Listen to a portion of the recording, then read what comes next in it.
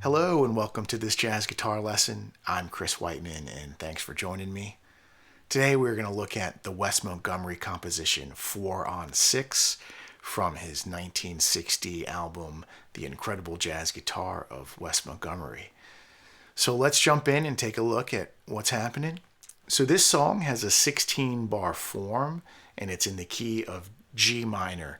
And one of the interesting things is that the first time through the form, there is no melody statement. Wes, the pianist, and the bass player all double a bass line in unison that is outlining the underlying changes of the tune. So I'm going to play through the first 16 bars and show you this bass line a little bit slower.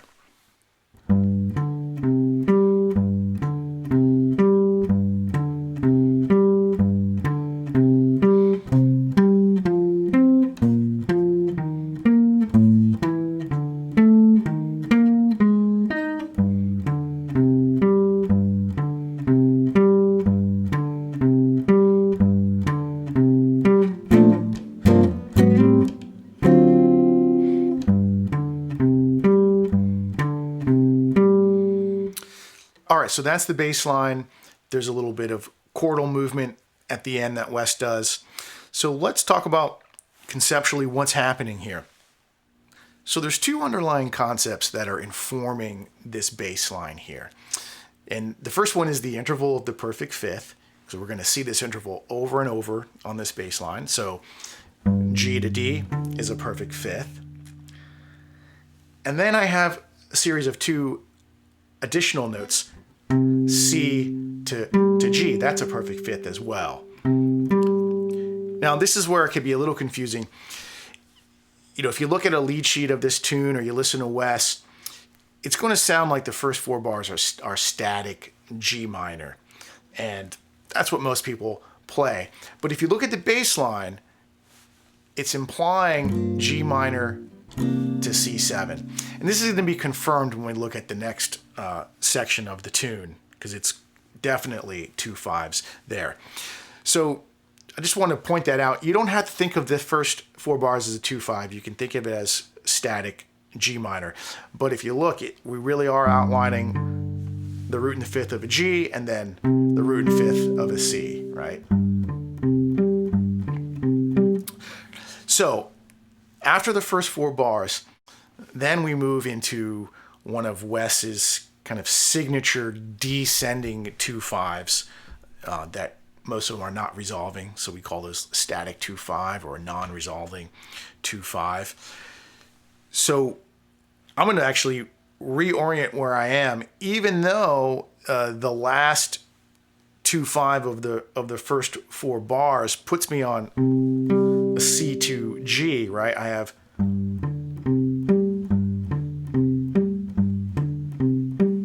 here's the last one before the next section. It's C to G. Then it repeats. We play C to G again, but I'm going to move it up here. And this is going to help you see how it's descending. So now we play C to G, and then we drop down and play F to C. So it's the exact pattern here on the 8th fret, starting on C, right? And the underlying harmony here is definitely C minor to F7, right? Then we move down a whole step. This 2 5 C to F moves down a whole step to B flat minor to E flat 7, and the bass line is B flat F, E flat, B flat, and then that 2/5 moves down a half step to A minor to D7, and that's A, E, D, A. So far we have 3 2/5s. We have C minor 7 to F7, and I'm just playing shell voicings here. B flat minor to E flat 7, A minor 7 to D7, right? And like I said, their bass line is outlining that harmony, right? C minor, F7, B flat minor, E flat 7, A minor, D7, and then we have a twist.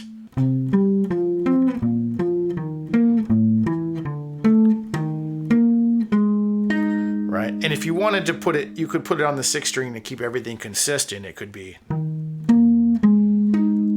it's not really economical use of motion there, but just so you can see the pattern. And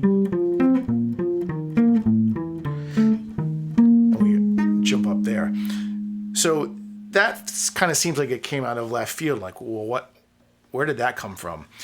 Well, the underlying harmony is E flat minor 7 to A flat 7.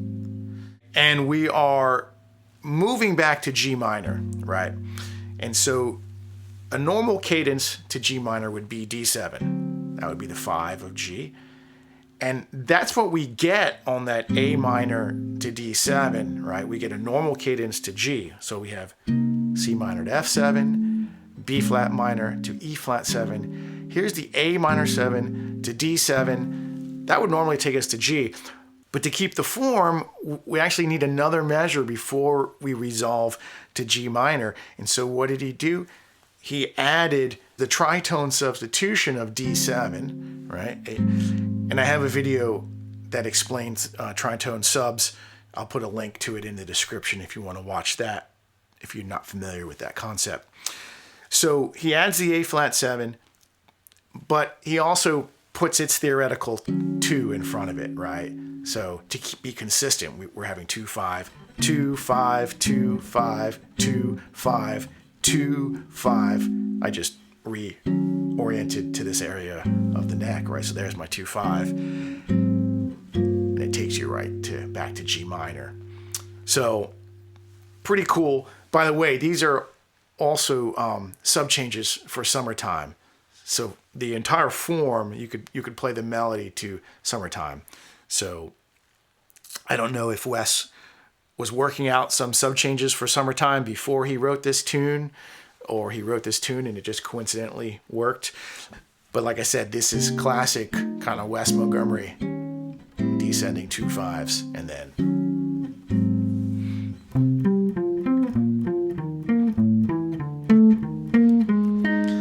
all right, that's the first 8 bars. We have another 8 bars left in the form. The next 4 bars are really easy because they're the same as the first. It's just G to C, right?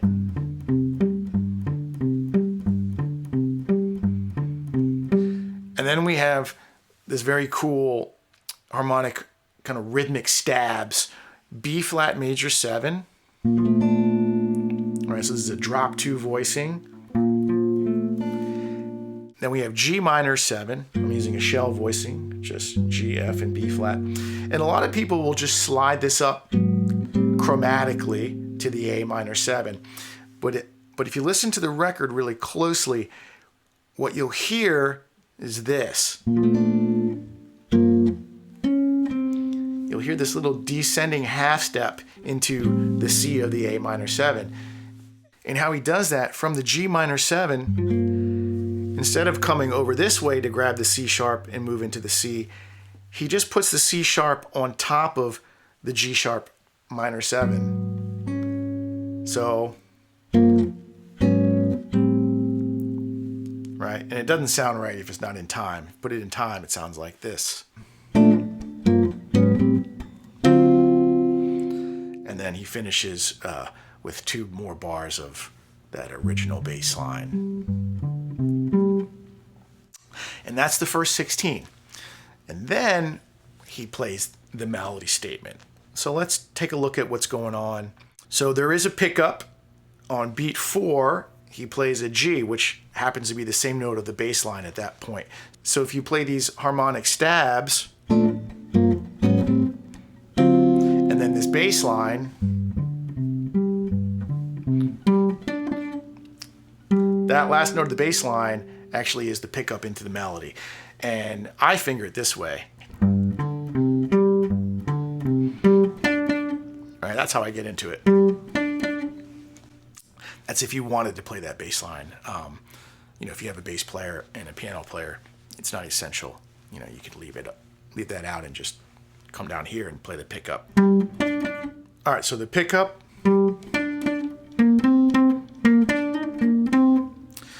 And this is really based on a G minor triad.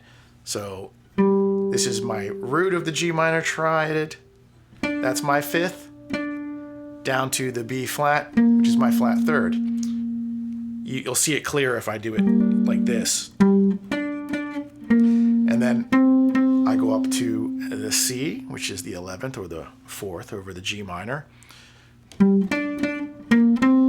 Back to the B flat. And then we have a little hammer-on pull-off from the D to the E flat to the B flat. So that first phrase. And then straight G minor triad. Back to the C, right? Then I double back to G to the A, which is the 9 over the G minor, right? So that first 4-bar phrase sounds like this. 1, 2, 3.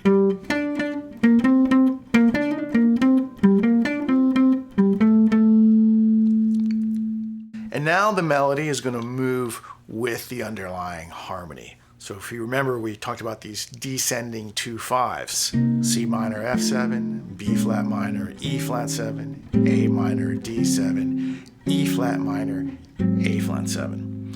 It's important because it's going to be a great way to organize the information. I'm going to show you the melody first, then we're going to talk about it. So the next melody statement goes like this.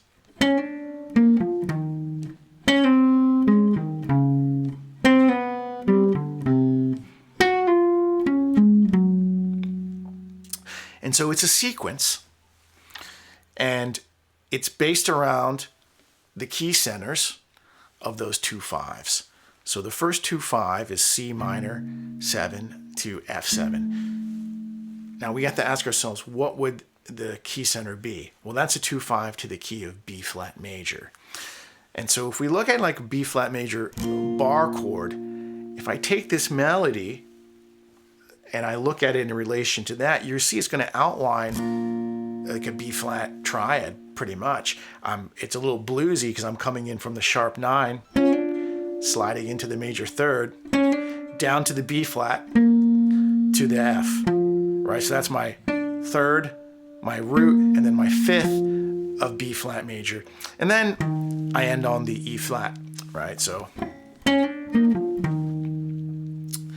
now, that E flat would be a problem if I was playing a B flat major chord. But remember, these 2 5s are not resolving, so I don't have to worry about that. This is being played over the F7. But as far as an organizational component, it's really helpful to see where would the key center be and how that melody lays around that picture. So these 2 5s are moving down. So the next one moves down a whole step. So C minor to F7. Now you move B flat minor to E flat 7, and that implies the key center of A flat, right? So what would the 1 chord be if that was the 2 and the 5? It'd be A flat major, and we have a very similar melody. The only difference is instead of hammering in from below, he slides in from above the third, a half step above, so from the 4th into the 3rd of A flat major. So and then down to the root, to the 5th, to the 4th. Put the 2 together and you get this. And then the key center moves down a half step, right? The next sequence will be A minor to D7. That's implying the key center of G. And so he comes from above again in the melody, from the 4th into the 3rd of G, down to the root of G, down to the 5th, down to the 4th, right? So,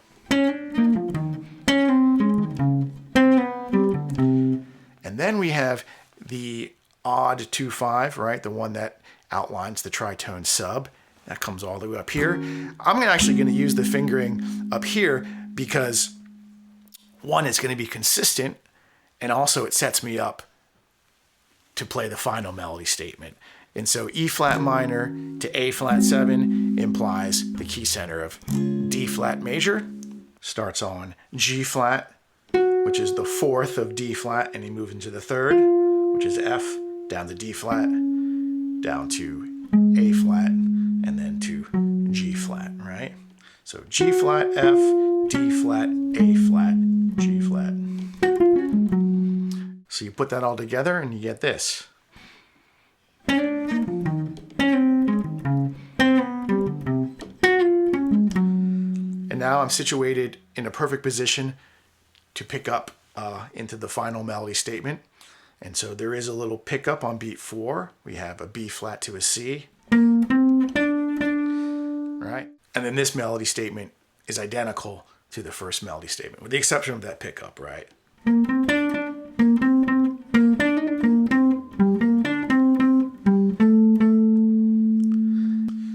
And then we have those harmonic chord stabs again: B flat major 7, G minor 7, G sharp minor 11, A minor 7 to D7 sharp 9. All right, so I'm going to put all that together and play that entire melody statement. 1, 2, 3.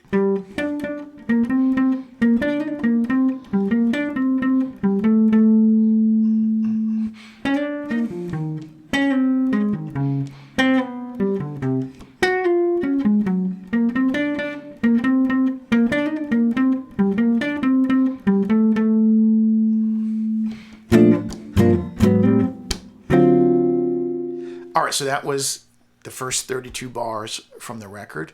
We've got the first 16 bars outlining the changes with the unison bass line. And then the next 16 bars, we looked at the melody statement. All of this is on a PDF with tab and standard notation for my Patreon subscribers. And I'm going to come back and do a follow-up video in the very near future where we look at concepts for improvisation over this tune. We'll do some analysis of some of Wes's ideas and some ways to simplify your approach, because these 2/5s are moving pretty quickly. So thanks for joining me. I hope you found this information useful, and I'll see you next time.